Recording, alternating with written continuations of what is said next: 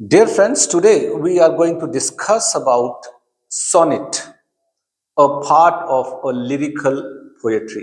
Lyrical poetry में sonnet क्या है इसकी पूरी जानकारी लेंगे हम।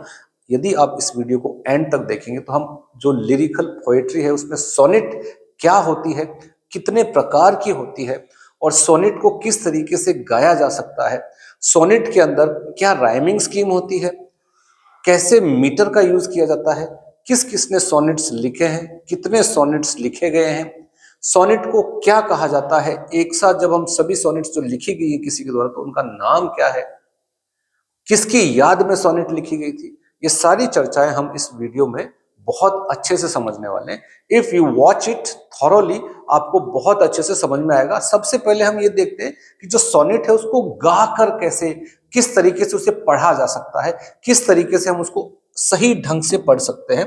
तो देखिए यहां पर ये 4 लाइन्स हैं, इन्हें हम बोलने की कोशिश करेंगे।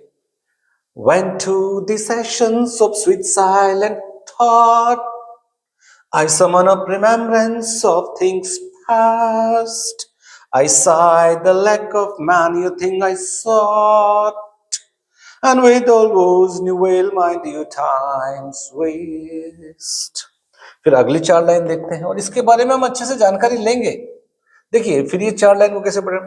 Then can I drown an eye unused to flow, for precious friends hid in that sleepless night, and weep afresh love's long since cancelled woe, and mourn the expense of many vanished sight. फिर third quatrain में हम क्या पढ़ रहे हैं। Then can I grieve at grievances forgone, and heavily from woe to woe tell the sad account of woe bemoaned moon, which I knew pay as if not paid before. फिर couplet में क्या कहा जा रहा है। But if the while I think on thee, dear friend, all losses are restored and sorrows end. ये तो इस सोनेट 30 को पढ़ने का तरीका है।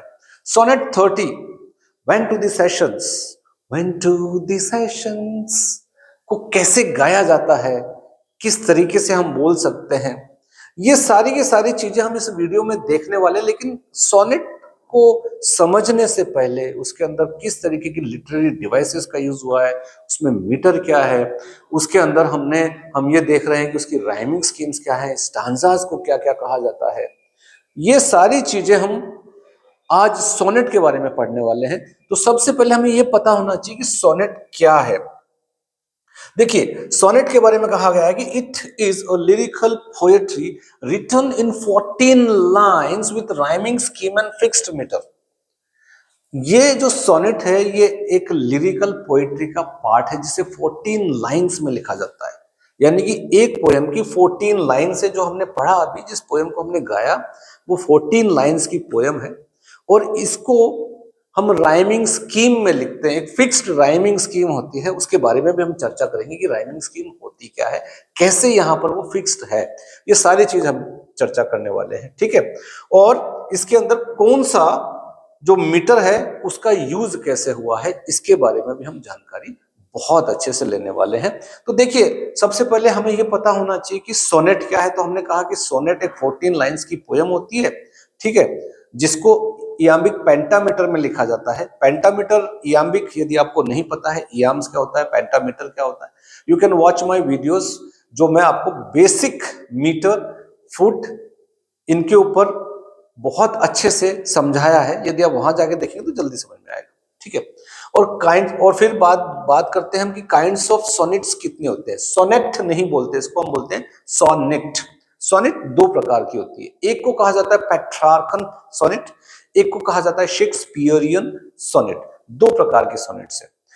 अब पेट्रार्कन सोनेट क्या होती है और शेक्सपियरियन सोनेट्स क्या होती है, दोनों की दोनों 14 लाइंस में लिखी जाती है। दोनों की दोनों जो पोएम्स है ये 14 लाइंस में लिखी जाती है। ये भी 14 लाइंस में लिखी जाती है और ये भी 14 लाइंस में लिखी जाती है। इसका थोड़ा सा अलग है, इसके अंदर केवल 2 ही स्टांजा का इस्तेमाल होता है। इसमें क्या करते हैं हम, 2 पैराग्राफ, यानी कि 2 स्टांजा का मतलब हो गया कि इसमें सिर्फ 2 स्टांजा में हम 14 लाइंस को खत्म कर देते हैं। और दो में क्या है, एक जो पैराग्राफ है या स्टांजा जिसे हम बोलते हैं, पैराग्राफ तो प्रोज में कहा जाता है, एक जो स्टांजा है वो 8 लाइन का होता है, एक जो स्टांजा वो 8 लाइन का होता है, उसे ऑक्टेट के नाम से भी पहचाना जाता है, उसे ऑक्टेट भी बोलते हैं। और जो दूसरा जो स्टांजा है वो 6 लाइन का होता है। अभी हम पढ़ने वाले हैं इसके बारे में बहुत अच्छे से। ऐसे शेक्सपियरियन जो सोनेट है उसकी यदि हम बात करें तो ये 4 स्टांजाज में लिखा गया है, 4 स्टांजाज में लिखी जाती है, जिसमें से 3 जो पैराग्राफ्स हैं जिसको हम स्टांजा बोलते हैं वो 4-4 लाइन के हैं। कितने लाइन के हैं? 4-4 लाइन के हैं। 3 तो 4-4 लाइन के हैं, और एक जो है वो कपलेट है, एक वो कपलेट है। तो उन्हें कहा जाता है क्वाट्रेन और कपलेट, यानी कि 2 लाइन का स्टांजा को कपलेट बोलते हैं, 4 लाइन के स्टांजा को हम क्वाट्रेन बोलते हैं। और हम उनको डीपली पढ़ते हैं कि भाई पेट्रार्कन सोनेट्स क्या होती है, शेक्सपियरियन सोनेट क्या होती है, इसके बारे में अभी हम चर्चा करने वाले हैं। ठीक है, तो सबसे पहले हम बात करेंगे शेक्सपियरियन सोनेट की बात करेंगे।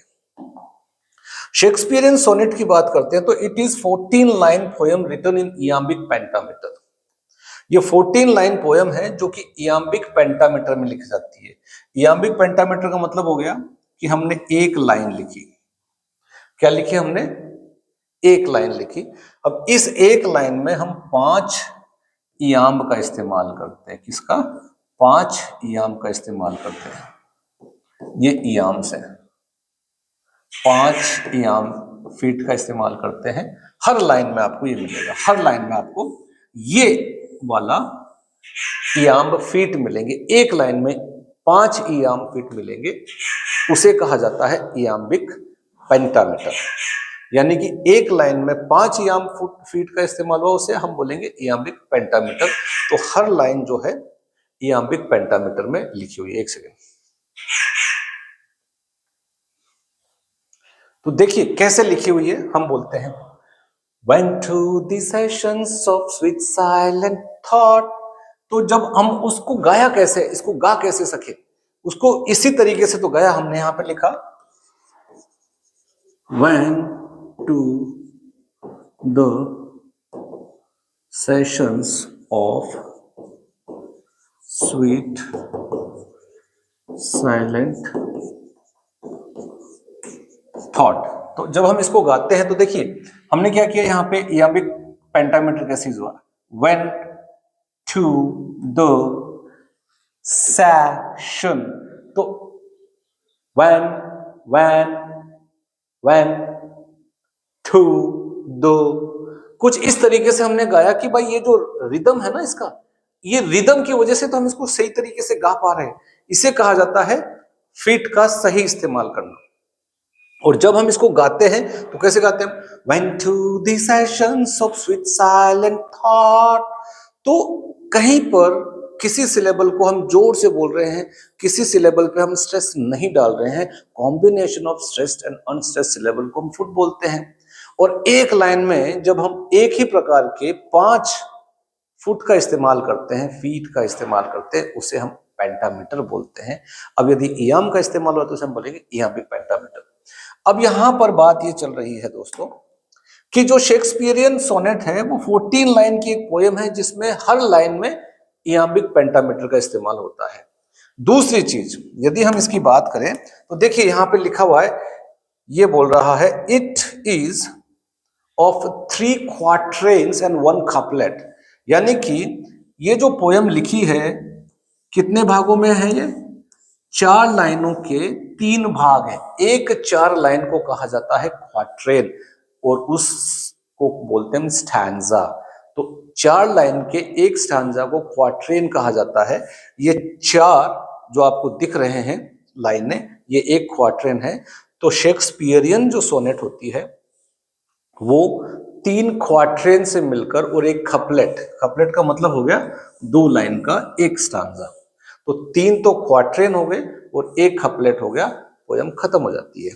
ठीक है, उसके बाद में बोलते हैं the rhyming scheme is A B C D E F G. कैसे दिखाते हैं हम आपको, यहां देखिए यह हमारे सामने है। यहां पर जब हम इस पोयम को पढ़े तो आपने देखा होगा लास्ट में लिखा हुआ है थॉट।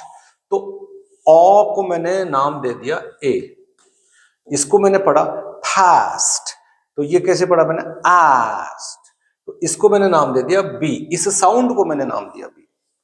ऐसे ही जब इसे मैं पढ़ूंगा तो मैं इसे क्या करूंगा, इसको तो मैंने पढ़ा था थॉट, इसे मैंने पढ़ा सॉट, तो ओ दोनों एक जैसे साउंड है, तो हमने इसको नाम दे दिया ए, यानी कि इसका साउंड और इसका साउंड एक जैसा है। लास्ट वाले की बात कर रहे हैं हम, तो इसको मैंने नाम दे दिया ए ए। अब देखिए यहाँ पे फास्ट और वेस्ट ये मिलता जुलता साउंड है, इसे स्लैंट राइम के नाम से भी पहचानते हैं, ठीक है। तो मिलता जुलता है, मैंने यहाँ पे इसको नाम दे दिया बी, इसका साउंड और इसका साउंड एक जैसा है।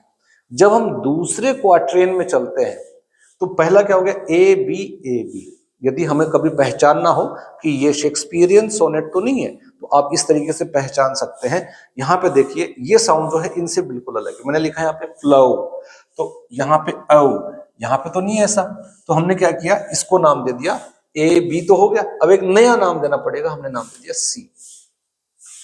इसको हमने कैसे पढ़ा, नाइट आई, तो इसको हमने नाम दे दिया डी।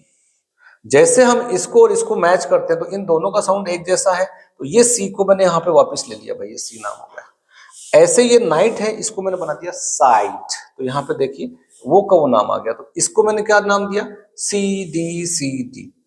ऐसे जब हम यहाँ चलते हैं तो ये देखिए यहाँ पे गौन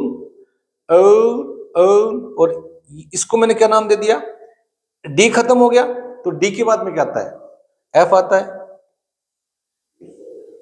ई, डी के बाद में क्या आता है, ई आता है, सॉरी ई आता है, यहाँ पे मैं इस चक्कर में भूल गया था, थोड़ा सा ऊपर लेने के चक्कर में। तो भाई डी तक तो हमारा हो गया था, हमने देखा ए बी सी डी, तो अब क्या आएगा हमारा, ये जो दिख रहा है आपको गौन, तो यहां पर मैंने नाम दे दिया डी के बाद में ई। फिर इसको हमने क्या दिया नाम, इसको कैसा पढ़ा हमने, ओ, इसने ओ डियर को ओ डियर ऐसे बोलना था, लेकिन ये क्यों नहीं बोला, क्योंकि इसका और इसका साउंड एक जैसा देना चाहते हैं। जो कवि हैं वो इन दोनों का साउंड एक जैसा देना चाहते हैं, तो वो डी ई को हटा दिया, डी ई और उसने क्या किया, सीधा ऐसा लिख दिया ओ, तो यहां पे हमने नाम दे दिया ई के बाद में एफ। फिर हमने ये देखो गौन और मौन दोनों एक जैसे हैं, इसको मैंने नाम दे दिया ई। फिर ये गौन, ये और ये बिफोर, ये दोनों एक जैसे हैं, इसको हमने नाम दे दिया एफ। तो ये क्या हो गया, ई एफ, ओके। अब जो लास्ट का जो हमारे पास में कपलेट है दो, वो देखिए कैसा है, वो यहां पे देखिए, फ्रेंड एंड, तो ये दोनों साउंड एक जैसे मिल रहे हैं। भाई एफ तक तो हमने लिख दिया था, अब क्या बचा हमारा जी, इसका साउंड भी इसके जैसा है, तो जी। तो हमने क्या देखा, हमारा जो राइमिंग स्कीम होता है शेक्सपियरियन सोनेट का, जो राइमिंग स्कीम होता है वो कुछ ऐसा होता है, ए बी, ये पहले क्वार्ट्रेन का है। फिर सी डी, ये सेकेंड क्वार्ट्रेन है। फिर ई एफ, ये थर्ड क्वार्ट्रेन, और फिर जो लास्ट का जो बचा है कपलेट वो है जी। ये शेक्सपियर की जितनी भी सोनेट्स हैं उनके अंदर आपको ये राइमिंग स्कीम जरूर मिलेगी, ठीक है। अब चलते हैं हम हमारे प्रोसेस को आगे बढ़ाते हैं। तो यहां पे हमने देख लिया A B C D E F और जी। ये बोल रहा the first three quarters create. अब हम बात करते हैं कि जो सोनेट लिखा जाता है, जो पोयम 14 लाइंस की जो पोयम है, जब वो लिखी जाती है तो उसे लिखा कैसे जाता है।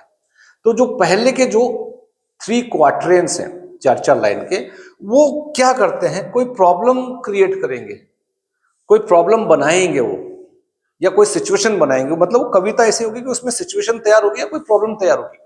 अब जैसे वो प्रॉब्लम तैयार हो जाती है,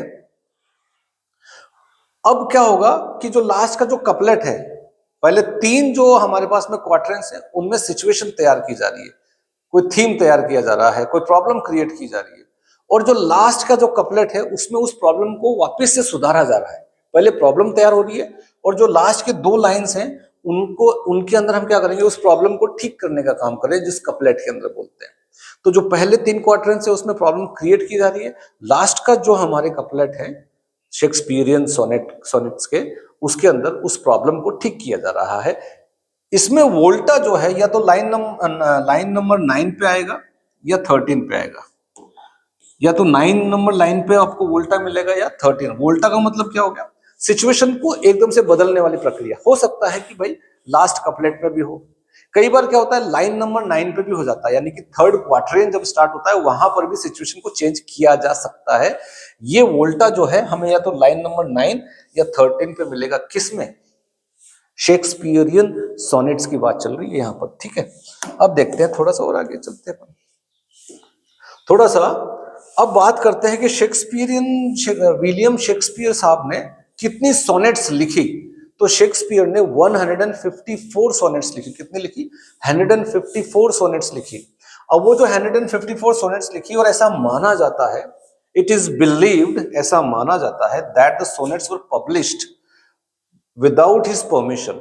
जो सोनेट्स थी वो उसकी परमिशन के बिना नहीं छपी थी, वो उसकी परमिशन के बिना, उसके परमिशन से नहीं छपी थी, उसकी परमिशन के अलावा छापी गई थी।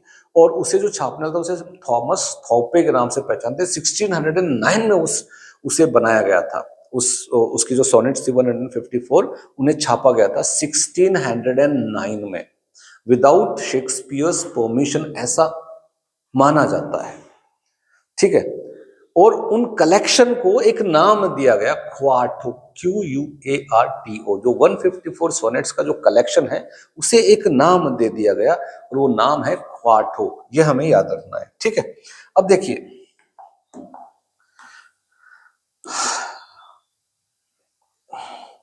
तो शेक्सपियर ने 154 जो सोनेट्स लिखी, उन सोनेट्स के अंदर वो केवल एक ही चीज पे नहीं कहा, उसने 3 एंटिटी, वहां पे 3 वजूद दिखाए हैं। 3 वजूद, 3 लोगों को बताना चाह रहा है। एक तो है उसमें फेयर यूथ, क्या बता रहा है, एड्रेस टू 3 मेन फिगर्स।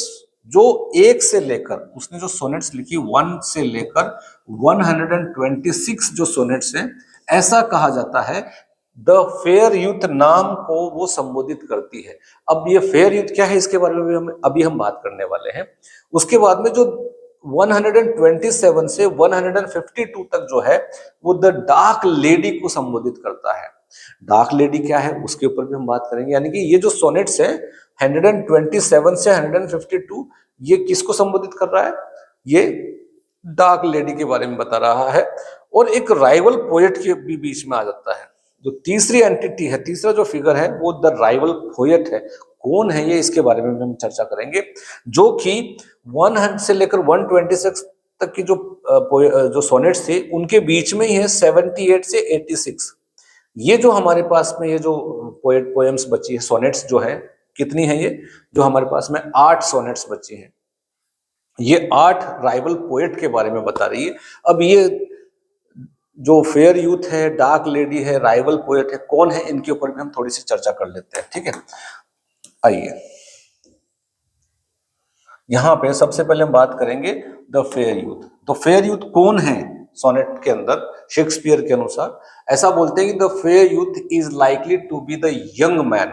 ऐसा माना जाता है कि कोई जवान व्यक्ति है, who is characterised by his beauty, जिसे दर्शाया गया है उसके खूबसूरती से, उसका हाई सोशल स्टैंडिंग से, और उसका जो चेहरा है वो औरत से मिलता जुलता है। उसको ध्यान में रखकर द फेयर यूथ को संबोधित किया गया है, उसको कैरेक्टराइज किया गया है, उसे दर्शाया गया है, ठीक है। और the identity of the fair youth is mystery. बात करते हैं कि भाई कौन है फेयर यूथ, भाई शेक्सपियर साहब कौन से फेयर यूथ के बारे में चर्चा कर रहे हैं, तो वो जो है उसके बारे में जानकारी नहीं है, वो मिस्ट्री का मिस्ट्री रह गया, ठीक है। उसके बारे में किसी को जानकारी नहीं है, लेकिन फिर भी अनुमान तो लगाया जाता है कि ऐसा माना जाता है कि जो फेयर यूथ है, that the fair youth is either Henry Wriothesley.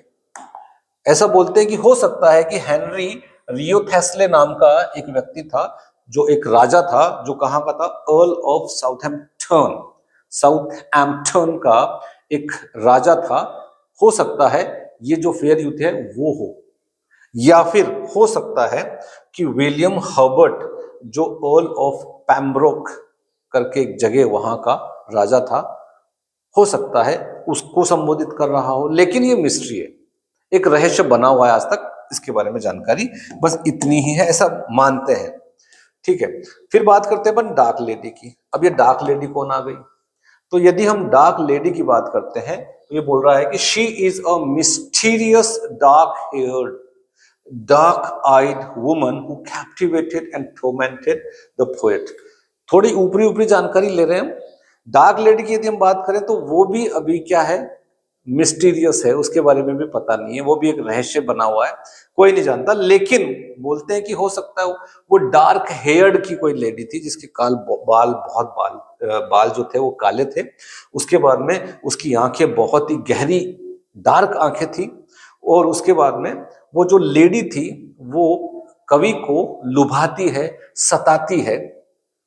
ऐसा जब हम सोनेट्स को पढ़ते हैं तो हमें वो जानकारी मिलती है, उसकी जो फीलिंग्स है पोएट की, उन सोनेट्स को पढ़ने के बाद में हमें महसूस होता है। ऐसे ही ये जो डार्क लेडी है इसके ऊपर भी बहुत सारे नाम सजेस्ट किए गए हैं। हो सकता है कि वो जो लेडी है वो एमिलिया लैनिया हो सकता है उस जमाने की, या फिर आप बोल सकते हो मैरी फिटन हो, या फिर हो सकता है कोई ब्लैक ल्यूस नाम की लेडी उस जमाने में थी, उनको भी संबोधित किया जा सकता है शेक्सपियर साहब ने उनके ऊपर लिखा है, पर ये ऑथेंटिकेटेड नहीं है, ठीक है, इसके ऊपर स्टैंप नहीं लगा हुआ है। ये हो गए हमारे इसके बारे में, जो सोनेट जो है शेक्सपियर की जो लिखी हुई सोनेट्स हैं उसके ऊपर। तो हमने ये देखा कि शेक्सपियर साहब ने, एक सेकंड लूंगा मैं आपकी, 21, तो शेक्सपियर साहब ने लगभग 154 सोनेट्स लिखी, और 154 में 1 से लेकर 126 जो सोनेट्स हैं वो जाती है द फेयर यूथ को संबोधित करते हैं। 127 से 152 तक वो संबोधित करते हैं द डार्क लेडी को। उसके अलावा 78 से 86 तक की जो सोनेट्स हैं वो द राइवल पोएट के ऊपर है। और ये जो राइवल पोएट है इसके ऊपर भी हम चर्चा कर लेते हैं थोड़ी सी, कि राइवल पोएट जो है ये कौन है। ये अनआइडेंटिफाइड एंटिटी है जिसके बारे में जानकारी नहीं है, एक ऐसा वजूद है, लेकिन ऐसा बोलते हैं कि that this figure threatens Shakespeare. ये जो फिगर उन्होंने बताया है द राइवल पोएट, ये शेक्सपियर साहब को परेशान करता था।